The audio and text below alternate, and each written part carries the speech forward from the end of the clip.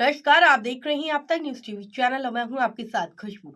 मथुरा वृंदावन में चारधाम मंदिर की गेट नंबर 1 पर गेट नंबर 2 के पास अपनी रोजी रोटी चलाने वाले छोटे व्यापारी संकट में गहराता जा रहा है। लगभग 100 रेड्डी संचालकों ने सहायक नगर आयुक्त राकेश कुमार त्यागी को ज्ञापन सौंपकर अपनी समस्या बताते हुए न्याय की गुहार लगाई।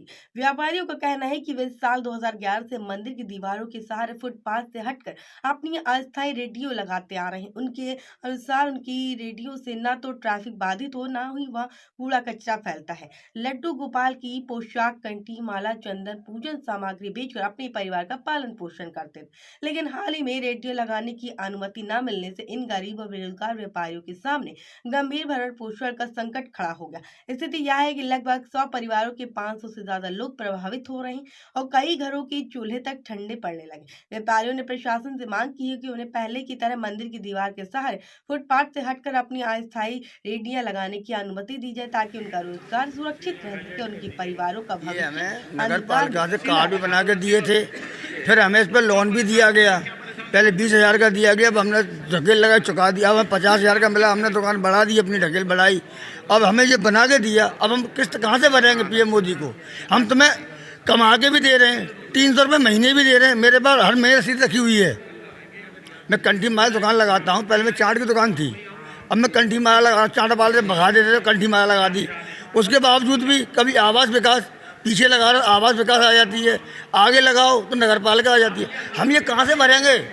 जब ढकेले नहीं लगेगी, बच्चों का जहर खिलाएं, खुद जहर खाएं, क्या करें? कहाँ से भरेंगे? पीएम मोदी को 50,000 दिए, 16 से 71 हर महीने हम कहाँ से भरेंगे? फिर हमें 3 साल में भरना कितना गया हमारा? हम फिर भी तैयार हैं देने को, हम फिर भी देने को तैयार हैं। चलो, हमें बच्चे पल रहे हैं, मगर कभी नगर पालिका, कभी आवास विकास लेते हैं, नोट चिपका जाते हैं, हटाओ यहाँ से। 26 तारीख का टाइम दिया था।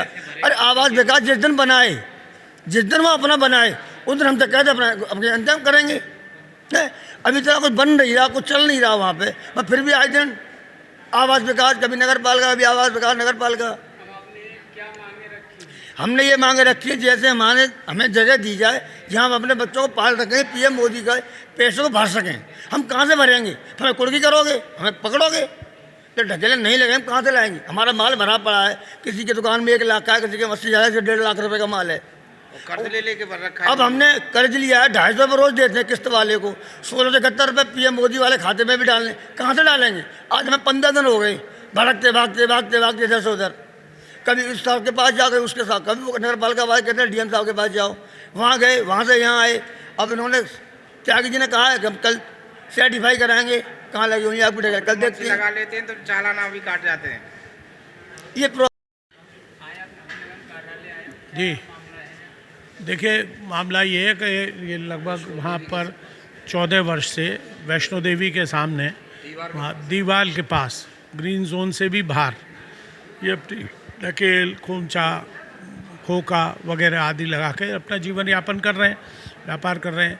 उसमें वहीं के लोकल लोग हैं, छठीगरा के हैं, जैत के हैं, तेरा के हैं, गोपालगढ़ के हैं, आसपास के सब गरीब किसान लोगों परिवार के लोग हैं। उसमें महिलाएं भी हैं, सैकड़ों की तादाद में महिलाएं आई हैं। करीब लगभग 100 ऐसे लोग हैं जो वहाँ अपना रोज़गार चला रहे हैं। तो नगर निगम की कोई टीम गई थी वहाँ और उनसे कहा कि तुम यहाँ से हटाओ और भगाओ और वे करो। अरे भाई, हम जहाँ आपका एनक्रोचमेंट हो रहा है वहाँ तो हम कर नहीं रहे। कोई हमने जगह सड़क पे नहीं लगा रखी, फुटपाथ पे नहीं लगा रखी, आपकी जो ग्रीन बेल्ट है उसके पीछे लगा रखी है, उसके आगे नहीं लगा रखी। फिर आपको क्या परेशानी है?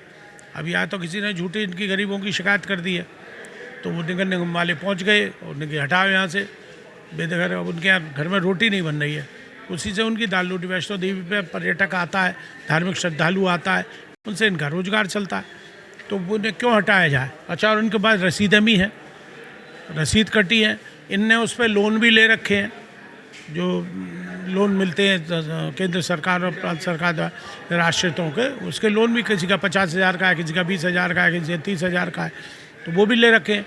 तो जब ये सब वैलिड हैं, आपको वो भी दे रहे हैं, क्या नाम होता है, टैक्स भी एक तरह का दे रहे हैं, रसीदें हैं इनके पास और वैलिड है, उनके कार्ड हैं इनके, जिनके ऊपर इनको सर्टिफिकेट है जो नगर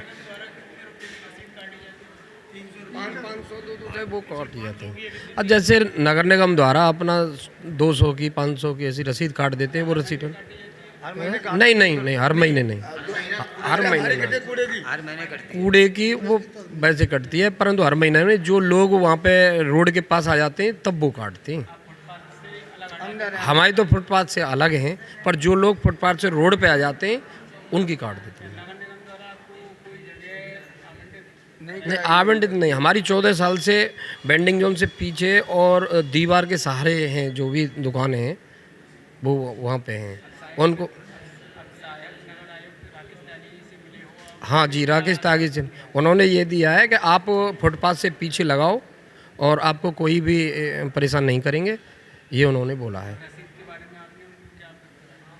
नहीं रसीद भी दिखा दी है उन्होंने, कुछ नहीं कहा है। डीएम साहब से भी हम मिल के आए हैं और त्यागी साहब से भी मिले हैं। उन्होंने बोला है कि आप वहीं पे अपनी व्यवस्था दीवार के सारे या बेंडिंग जोन के पीछे लगाओ, हमारा कोई भी कर्मचारी वहाँ पे आपको परेशान नहीं करेंगे।